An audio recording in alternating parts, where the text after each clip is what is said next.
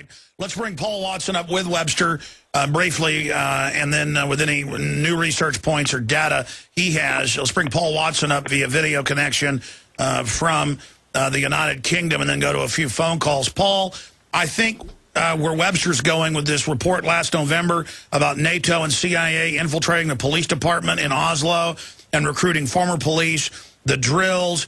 I mean, clearly this is an Operation Gladio kickstart. They've reignited this. It's very clear.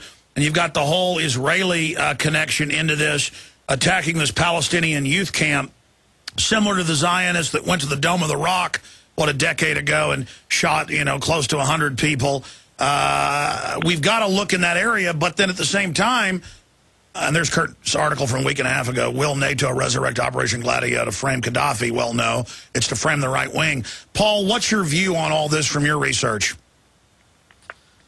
Well, it seems that at the bare minimum, Alex, they knew about this guy. They'd tracked him before.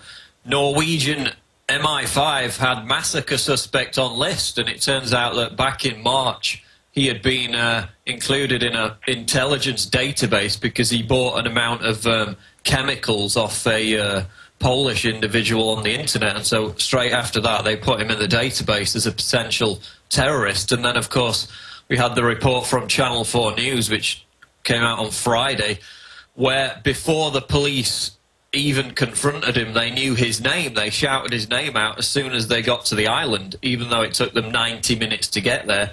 And as soon as they shouted his name out, he dropped his weapons and came quietly. So all this stuff about the incompetence of the Norwegian police doesn't quite jive with the fact that they knew his identity beforehand. They had him in this database for the past 7 months. And some new research, which is just now coming to the fore, is the fact that in 2006, obviously according to his manifesto, he's been planning this for years, and his financial records actually appear on the internet as Norwegian citizens do for the past, well, the most recent year is 2009. And in 2006, he goes from basically having not even $100 in his bank account to 2007, where he's got 631,000 krona, which amounts to about $116,000 in his bank account. So, how did he get that money? Who gave him that money? Where did he get it from? And from then on, he starts to spend the money. He starts to plan this operation. And we know that they had him in the database since at least March. Well, he may just be a person who believes he's doing a good thing and is unstable, but a high-level functioning psychopath.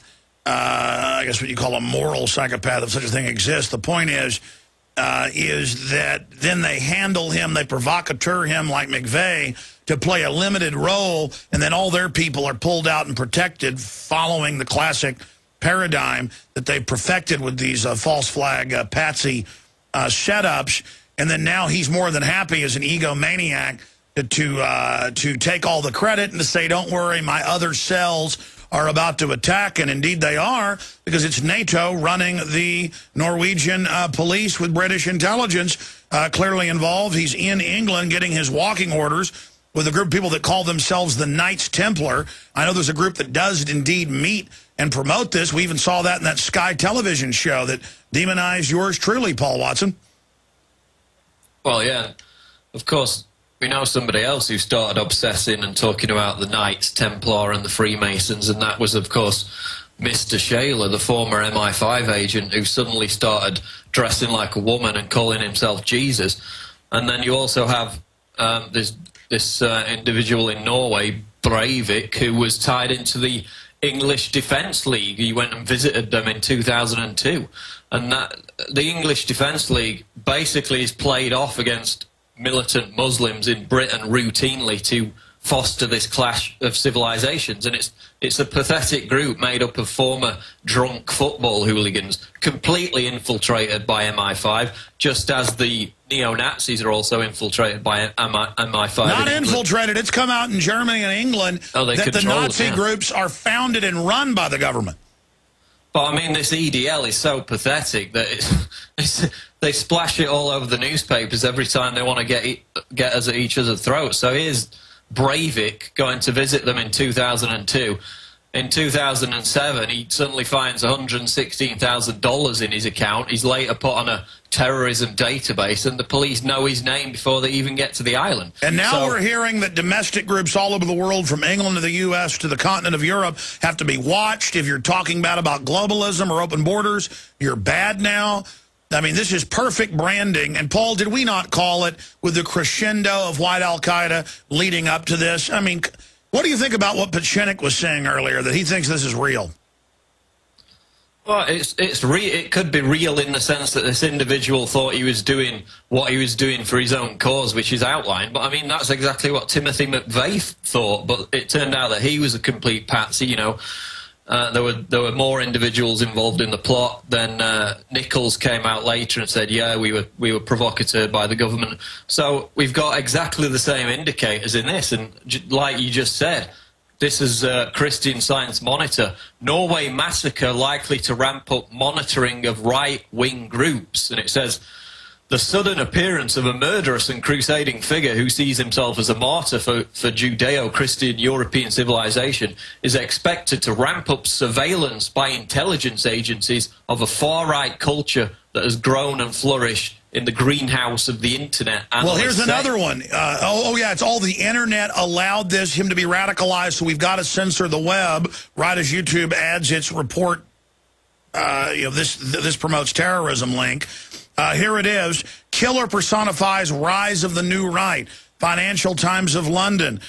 Chris Matthews' TV show, demonizing myself and Ron Paul. Rise of the new right. So the left, the Muslims, they're all terrorists. Speak of the devil, there's Chris Matthews, race baiting, right there behind me. You don't like government health care, you're a racist. I mean, you can really see that this is engineered. And continuing here, Webster Tarpley, this is scary. I don't know if you're aware of it, but we completely predicted Thursday that a staged terror attack to be blamed on the right was imminent. Again, why would the social engineers want to do this? Well, again, I would just say this character, Breivik, this is from central casting. In other words, this is some kind of a Nordic hero for people who want to take this stuff seriously. It is artificial, fake, hoaxed up from beginning to end. I don't see anything authentic in this person. You know, this could be an example of Clockwork Orange brainwashing. We just don't know what these capabilities are. The point of it is, at the level of the elites, it basically says, when the orders come down from the U.S. and the British, from NATO intelligence, you obey. Otherwise, you're going to have your office bombed, and you're going to have this camp. We have to figure that some of the children of high officials in the government were attending that camp. In other words, this could not be more political, focused on the policy. It's a message. You do what we say, or your kids are dead. Absolutely, and we know your schedule. We know where your children are. So it's completely political. In other words, it's got everything to do, and I don't think much at all to do with this internal stuff about the assimilation of Muslims and these issues. It's got to do with the foreign policy, a pro-Arab foreign policy in general, friendly to the Palestinians, but most immediately that the example of Norway is leading to the collapse of the NATO attack coalition on Libya, and that would be a debacle. You can see... But it has the double goody, though, because the systems that run this country and Europe also do want to go after nationalists. Yes, and that's a built-in thing. And when, for example, we find that this patsy, the psychotic patsy, writes about, should I use weapons of mass destruction, references like that can be used then by lobbyists. And he dresses up in WMD outfits to help further the fear. All of it 100% scripted for maximum effect. And he admits, I'm not acting alone. I'm part of a knighthood. They just got this easily controlled person in there who thinks he's doing a great job. I'm sure, like McVeigh, they told him this is U.S. Army. We're going to do this to, fight the corruption in government. Go carry out the attack. And then later he found out he was set up. They said, we'll kill your family if you don't go along with this. That's come out even in government documents. So, yeah, I mean, I don't know how. And I'm going to have him back up, maybe the two of you together. I mean, Pachinik comes out and says the bin Laden thing's fake. Clearly it is. 9/11's fake. He does a lot of things like that. And then Pachinik, I need to get him back on because he never wants to talk about it. the London Telegraph, and reportedly the event with the Red Brigades grabbing the Italian president. And Pachinik says he put out the report, according to the Telegraph, that they'd already killed him, so then they did kill him. I mean, I've got to get his views on this. We just add one other thing. Based on what I've heard from his appearances on your program, he seems to be saying civilians are bad, military is good, and in the world of the military, General Petraeus is really, really good. Petraeus, obviously, a favorite presidential candidate of the neocons, in the wings, right, a stealth candidate, uniting the Pentagon now and the CIA. That would be Bonapartism with a vengeance. In other words, a man on horseback, not mucking around in the primaries and not caring about the Iowa straw poll, but riding in on a horse in an atmosphere of breakdown and chaos as we now seem to have it. I think that is probably the most dangerous alternative for the United States. I don't want to hear people talking about Petraeus for president or Petraeus is the man we can trust. I don't want to get into a Pachinik bashing festival. What we'll do is, how about I invite him to come on and give his political views, and in the second half, come in and have you ask questions if he'll do it. Well, I guess if you want to try it, sure, why not? I think it'd be a nice debate. Yeah, but why would you have a neocon come out? I don't think he's a neocon, far from it, and talk about 9/11 being an inside job 9.5 years ago. It's not like, he just did this.